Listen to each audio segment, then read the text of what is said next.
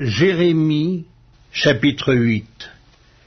En ce temps-là, dit l'Éternel, on tirera de leurs sépulcres les os des rois de Juda, les os de ses chefs, les os des sacrificateurs, les os des prophètes et les os des habitants de Jérusalem.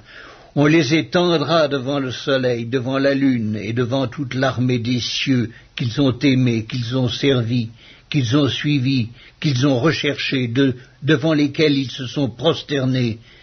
On ne les recueillera point, on ne les enterrera point, ils seront comme du fumier sur la terre. La mort sera préférable à la vie pour tous ceux qui resteront de cette race méchante dans tous les lieux où je les aurai chassés, dit l'Éternel des armées.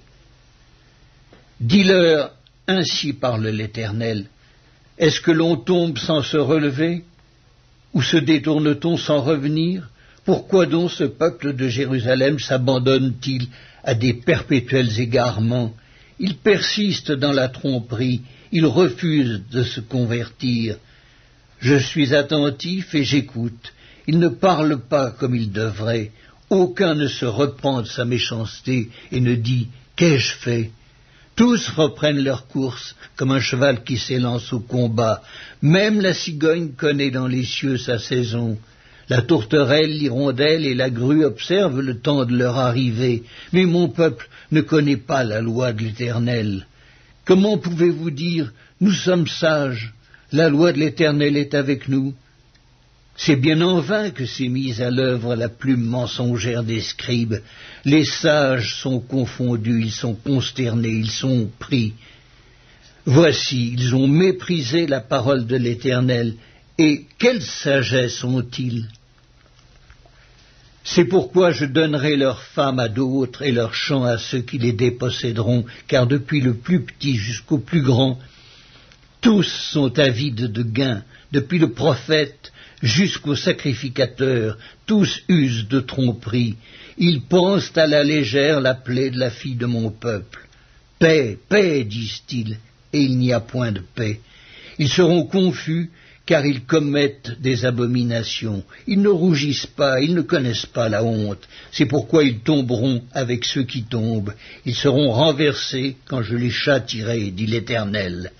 Je veux en finir avec eux, dit l'Éternel. Il n'y aura plus de raisins à la vigne, plus de figues au figuier, et les feuilles se flétriront. Ce que je leur avais donné leur échappera. Pourquoi restons-nous assis? Rassemblez-vous et allons dans les villes fortes pour y périr, car l'Éternel notre Dieu nous destine à la mort. Il nous fait boire des eaux empoisonnées parce que nous avons péché contre l'Éternel. Nous espérions la paix, et il n'arrive rien d'heureux. Un temps de guérison, et voici la terreur. Le hennissement de ces chevaux se fait entendre du côté de Dan, et au bruit de leur hennissement, toute la terre tremble. Ils viennent, ils dévorent le pays et ce qu'ils renferment, la ville et ceux qui l'habitent. Car j'envoie parmi vous des serpents, des basiliques contre lesquels il n'y a point d'enchantement. Ils vous mordront, dit l'Éternel. Je voudrais soulager ma douleur, mon cœur souffre au-dedans de moi. Voici, les cris de la fille de mon peuple retentissent sur la terre lointaine. L'Éternel n'est-il plus à Sion? N'a-t-elle plus son roi au milieu d'elle? Pourquoi m'ont-ils irrité par leurs images taillées, par des idoles étrangères? La moisson est passée, l'été est fini, et nous ne sommes pas sauvés. Je suis brisé par la douleur de la fille de mon peuple, je suis dans la tristesse, l'épouvante me saisit. N'y a-t-il point de baume en Galaad, n'y a-t-il point de médecin? Pourquoi donc la guérison de la fille de mon peuple ne s'opère-t-elle pas?